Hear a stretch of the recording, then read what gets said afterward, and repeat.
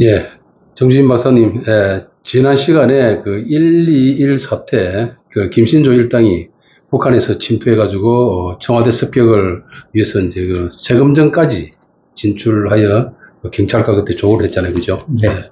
그때 군에서도 바로 출동을 해가지고 조명탄을 이렇게 쏘아 올렸다고 했는데 그때 그 당시 상황에 대해서 한번 말씀해 주실까요? 네. 여기서 이제 전두환 전 대통령하고 예. 장세동 전 안기부장이 이제 등장을 합니다. 예. 이날 저녁에. 예, 예.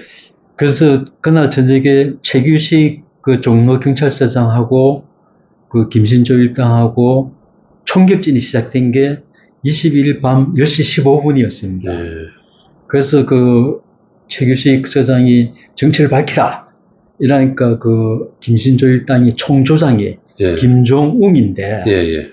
이 기간, 이 양반이 총조장이 생각하기에 예. 이제 발각됐다. 예. 이래서 기간단총을 그래서 갈긴 겁니다. 그래갖고 이제 1.1 사태가 터졌는데, 예. 그러면 그 당시에 총격을 가하기 전에, 네. 김신조 일당이 북한에서 예. 교육받을 때, 예. 습격 요령에 대해서 예. 청와대 근처에까지 왔을 적에 어떻게 청와대를 습격하느냐. 예. 거기에 대해서 좀 말씀을 드리면은, 네. 첫째로 교육받을 때 이야기가 청와대 가까이 갔을 때는 두서없이 질서 없이 네. 행진을 한다. 그러면서 술에 취한 척을 한다. 술에 취한 척을 한다? 네. 그래가지고 이제 청와대 정문보초. 예. 그 당시에 이 사람들이 북한에서 파악하고 내려온 거는 정문보초는 2명이다. 파악을 네. 하고 왔어요. 예. 그래서 술에 취한 척 하면서 정문보초에 가가지고 그때 김신조 일당이 총 5개조로 구성이 됐는데 예. 제5조 예. 그거가 이제 총조장이 속해 편성조인데 예. 5조 이제 9명으로 구성되어 있습니다. 예. 그리고 거기서 이제 청와대 정문보초한테 다가가서 수작을 걸면 뒤에서 이제 따라갔던 사람들이 방망이. 예. 이 사람들이 북한에서 몽둥이를, 예. 가시 박힌 몽둥이를 2개 준비했었어요.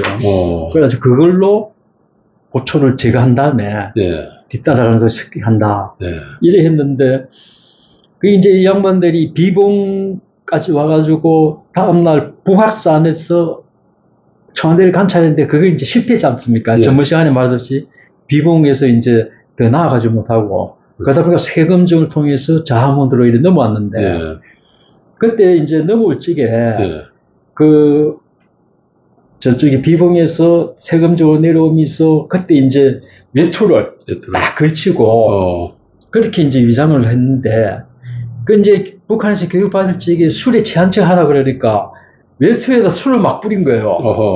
그리고 자기 전부 이제 게릴라들이 기관단총, 예. 권총, 예. 수리탄 10발, 예. 실탄 300발로 바짝 무장을 했습니다. 완전 무장이었네. 네. 그러다 외투를 딱 걸치고 표시 안 나게 예. 내려오니까 그때 이제 경찰이 일선에 배치를 됐지 않습니까? 그렇죠. 그러니까 이제 경찰들이 이렇게 보니까 술 취한 척같이 비틀비틀 하는 사람이 지나가거든요. 그러니까 10시 15분에 교전이 일어났는데, 예. 10시 10분에 일선 경찰에서 치안국장한테 들어온 보고가, 예. 웬 이상한 사람, 술 취한 사람들이 한 30명이 비틀거리면서 청와대 쪽으로 다가가고 있다. 이렇게 하니까 보고를 그래 받은 거예요. 그러니까 이게 무슨 소리냐. 이게 보니까, 그러니까 북한에서 교육받은 대로, 예. 그런 식으로 이제 온 겁니다. 요새 보면 좀 코미디 같은 일이죠. 그렇죠. 술 냄새 나가 외투다 술을 한두 사람이면 몰라도. 예. 이제 선두 제5조가 이제 청와대까지 이제 다가가는데 이제 자하문까지 왔을 거 아닙니까? 네, 예. 그래서 5명의 5개조의 예. 인물을 좀 더 상세하게 보면은 예. 제1조는 청와대 2층을 습격해 2층. 예, 그때 박 대통령이 2층에서 이제 기거를 하셨답니다. 그래서 제1조는 5명으로 돼 있는데 2층에 가서 대통령을 살해한다. 네. 그리고 제2조는 청와대 1층에 예. 근무자들을 저는 사살한다. 경호실. 예. 네. 경호실 포함해서. 1층에는 경호실 이외에 다른 직원들도 있었던 모양이에요. 예. 제3조는 경호원들을 무조건 사살한다. 예. 그 제4조가 네. 비서실을 기습해서 비서실을 살해한다. 네. 이렇게 이제 분담을 했는데, 그래갖고 이제 그 임무대로 청와대 가까이 오지도 못하고 종도서장하고 총격이 있어서 노출이 되니까, 네. 그때 청와대 외곽 그 담당하는 군대가 네. 30대대였습니다. 네, 부대. 요새 뭐 30단. 네. 네. 그러니까 이제 나중에 박정희 대통령 시해 사건이 일어나고, 네. 12.12 사건이 터질 적에 30경비단에서 네. 신군부습과 다 만났지 않습니까? 네, 그렇죠. 근데 그 30경비단으로 되기 이전에는 네.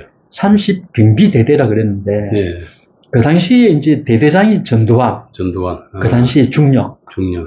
그리고 작전참모가 장세동, 장세동. 전 이제 국가안전기획부장. 네. 그래서 전두환 플러스 장세동 하는 콤비가 네. 군에서 이때 처음으로 근무한 거예요. 아하, 그래 인연이 됐네요. 네, 인연이 된 겁니다. 네. 그 저쪽에 장세동 이분은 월남전에도 2번 참전한 사람들 유명하죠.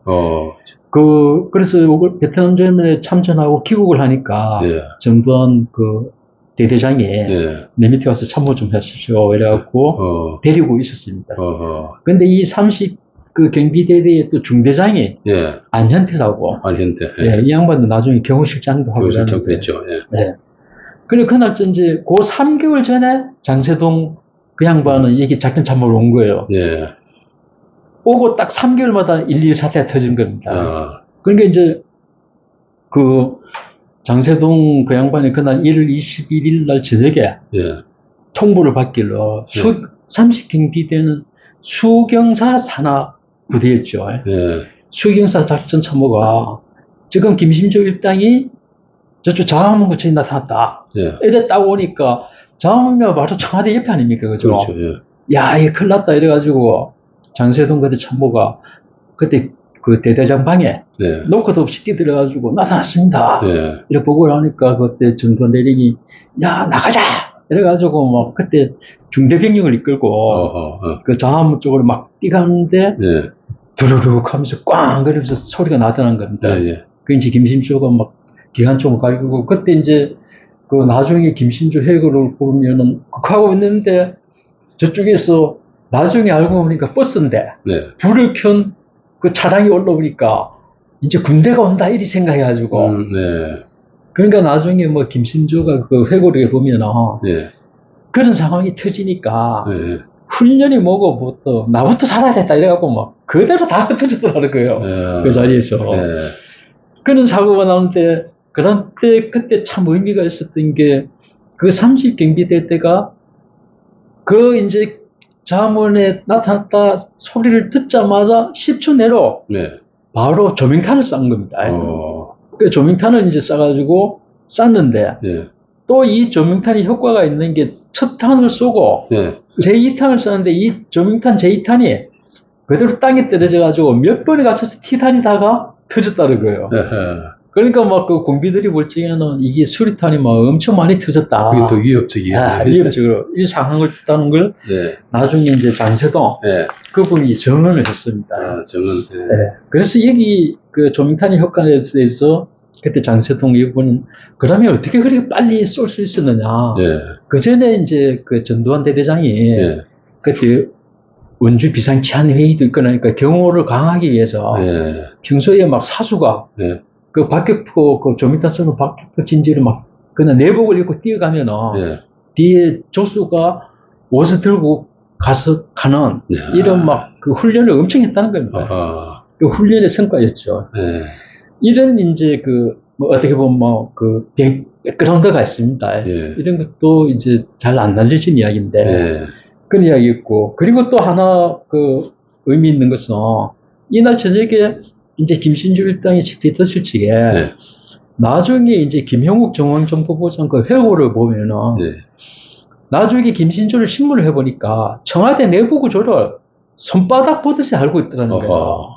그래서 김형욱 부장은 회고록에 자기가 볼 적에는 그 1.1 사태가 있기 전에 한 5개월 전에 동백님 사건이라고 있었습니다. 동백님. 그 유럽의 그 그 북한 애들이 그 포섭한 스파이망을 그렇죠. 한 48명을 데려와서 수사한 그 돈병립 사건이 있었는데. 동베를린이죠. 동베를린 사건이죠. 네. 그 당시에 그 중앙정보부에서 박종구 경호실장 여비서를 체포한 적이 있습니다. 박종구 경호실장의 여비서로 침투해가지고. 유교사. 네. 불어교사. 불어교사까지 하면서 네. 이 침투한 간첩을 잡은 적이 있는데. 네, 그렇죠. 그 당시 이제 박종규는 그걸 이제 간첩을 잡으니까 김영우한테 와가지고 나를 정치적으로 매장시키려고 이런 짓 하느냐. 네. 이래 항의하고 이랬는데. 오해를 해서. 예, 그래, 이 사태가 터지니까, 네. 김용욱 부장은, 그 당시에 그 여간첩이 네. 청와대 내부를 싹 조사해서, 부고를 넘긴 적이 틀림없다. 네. 이래 자기 회계를 그렇게 써놨어요. 네. 그러니까 이제, 방첩이 네. 얼마나 중요한 걸 네. 보여주는 거죠. 이런 그 121 사태를 통해서 우리가 또 그 정보 실패 가운데 또 한편으로 그 훈련을 통한 유비무한. 그렇죠. 예, 그런 부분을 우리가 또 캐치를 할 수 있을 것 같습니다. 예. 어쨌든 또 우리가 그 정보의 역사에서 이런 부분을 통해서 또 우리가 나름대로 그런 부분을 이제 의미를 또 이렇게 그 발췌를 또는 그 교훈을 삼아서 앞으로 우리가 지금 계속 이런 앞으로 미래 사회에 계속 후손들한테 물릴 수 있는 그런 좋은 교훈이 잘 지켜나가야 되겠다는 생각이 듭니다. 자, 이 시간은 여기까지 하겠습니다.